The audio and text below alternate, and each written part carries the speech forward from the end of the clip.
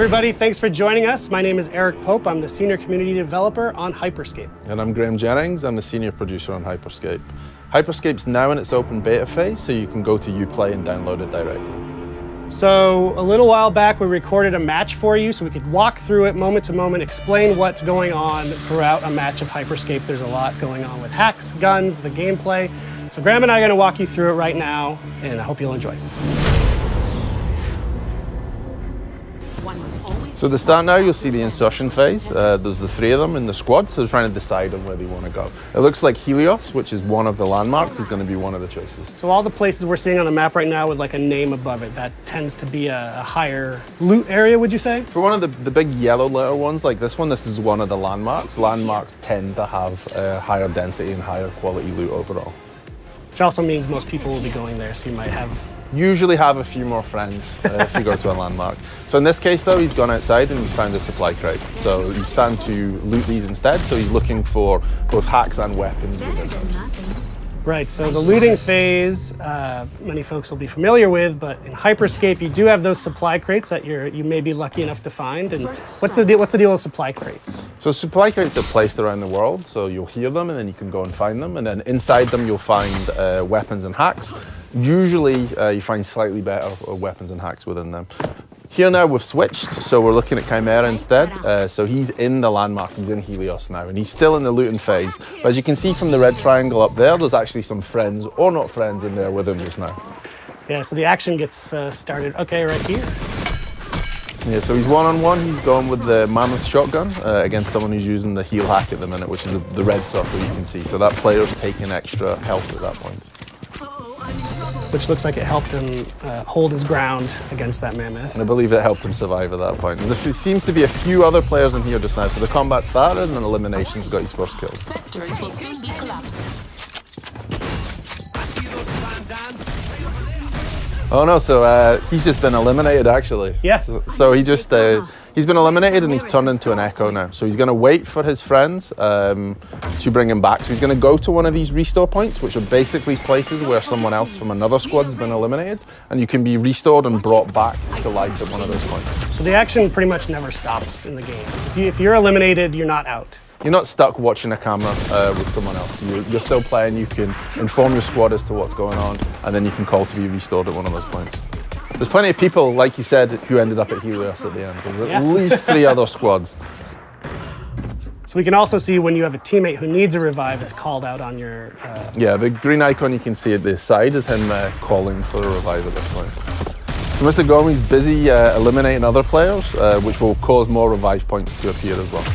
This guy's low on health, so I don't think he's going to last long for that. Okay, so I see once someone's eliminated, they drop a revive point that you can use. What you'll actually see at the minute now is both Chimera and Elimination are both echoes, so it's just Mr. Gomi by himself at present time. So can he survive this and get through?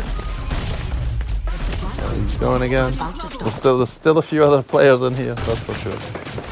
So that was the slam hack he used there. So basically he projected himself up in the air, he landed, he dealt some damage, and he's managed to eliminate the other player. Yeah, he got the elimination with it, which is pretty good. And then he's starting to bring back Chimera at this point, so he's now back into the game. Right. So he's got to reloot and find new weapons again, because when you are eliminated, you go back to just your melee weapon. Okay, so you don't hold on to your gear when you get eliminated. No. So this is the start of the decay you can see. So you see all these blue triangles that are appearing. This is how we basically do, map size reduction and zone reduction to bring players towards a smaller map into the center. So instead of having a circle that shrinks, we've decided to actually dissolve the map.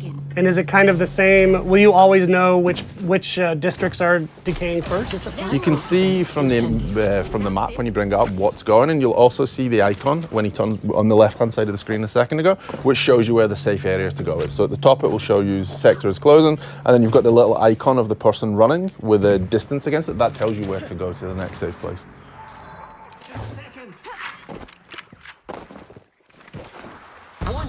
Watch out So I for see Mr. Gummy has sectors. pinged that spot to sort of regroup outside of the landmark. They're going to take some height as well to start to be able to look for other players and to keep themselves a little bit safe. So he's seen another player, so he's starting to throw salvos at him, and probably the Skybreaker too. Yeah. You see the red exclamation mark? That's basically his teammates pinging and saying, hey, there's an enemy over here. and he's been shot out from behind. So there's definitely players around. You'll see him going to go high again to try and take some positional advantage to get up, because he knows there's another team on the roof up there. He doesn't want to be below them, especially not with his salvo grenade launcher. Well, what I'm noticing is that they're doing a good job of switching from street level to the rooftops. Is that kind of a good way to approach a game of Hyperscape, to not just stay in one area? You should really use the variety between streets, interiors, and rooftop for navigation and to keep yourself safe. Rooftops are great to see what's going on, but you're also then a target to snipe. So you really need to adjust height and interior, exterior as you go, just to keep yourself safe. And to aggressively loot too, to find the best stuff.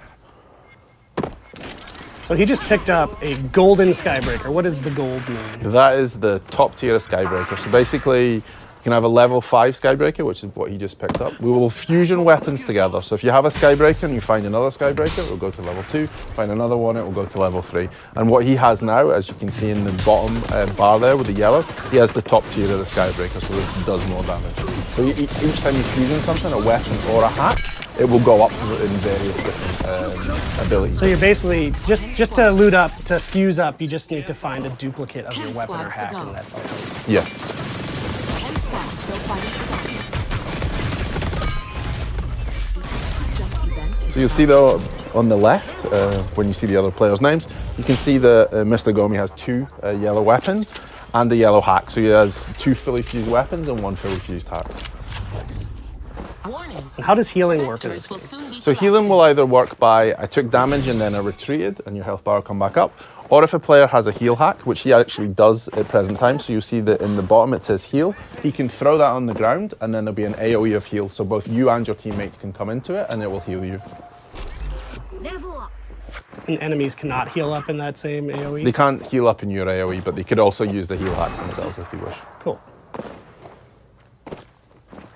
So you see them now, they're starting to hunt again. I guess I've heard some other players because you can see them starting to move around, and there's a sense that they're not alone at this point.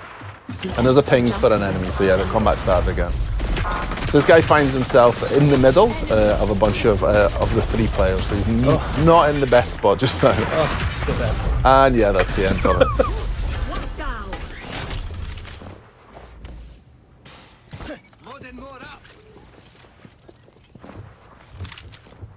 A sector has collapsed. So if you manage to fusion one of his hacks then again. So here you'll see the decay started. The player found himself out in the decay as it was starting. He had no cover left, so you find yourself out in the open, and they eliminated him with a Ripper at that point.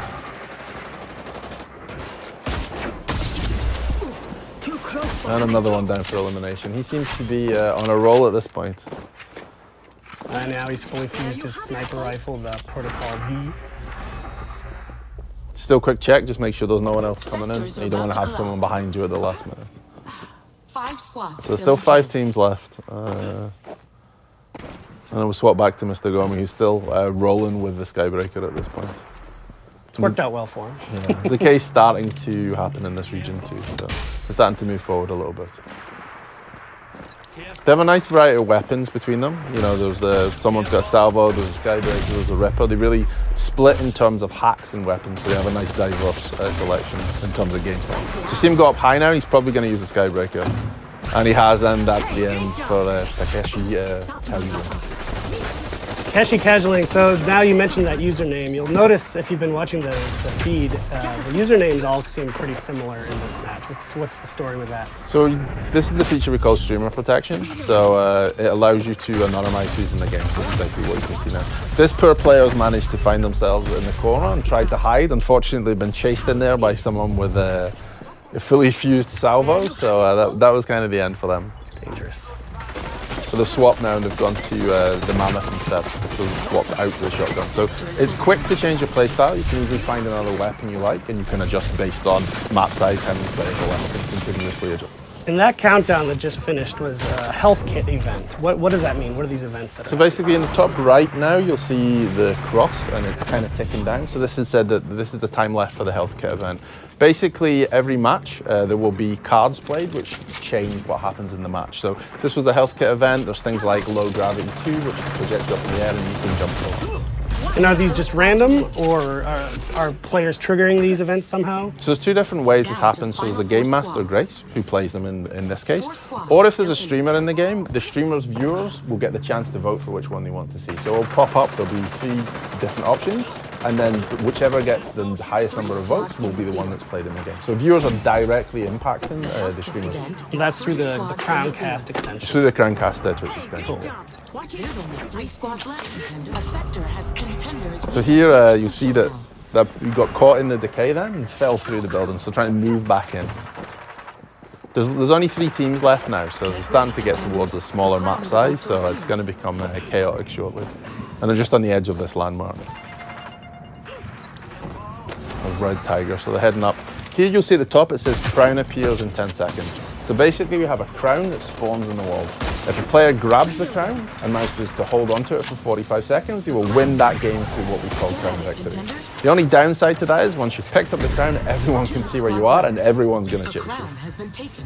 So yeah, he's got the crown, the countdown is on. As soon as, if he were to get eliminated, it would drop and that countdown would go away, right? Yes, and then whoever picks it up next, that person, the countdown will start again for them. And that's only one of the 2 ways you can win a match of Hyperscape, right? Yeah, you can win via the crown if you want to take it and maneuver. This is why you'll see the really high up to own the higher space, or you can eliminate all the other teams. You could sneak around and grab that crown and survive. 15 seconds left to stop the crown wheel. If you use your hacks well and you use your movement and hide a lot, then yeah, you could possibly grab the crown, get to the end, and then win via a crown victory. Wow. There it is. A screen I'll never see.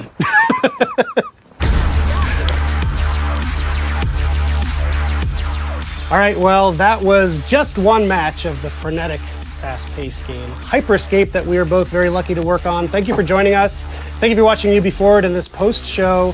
As we mentioned before, the game's available right now in open beta on PC. Just go to Uplay to download it.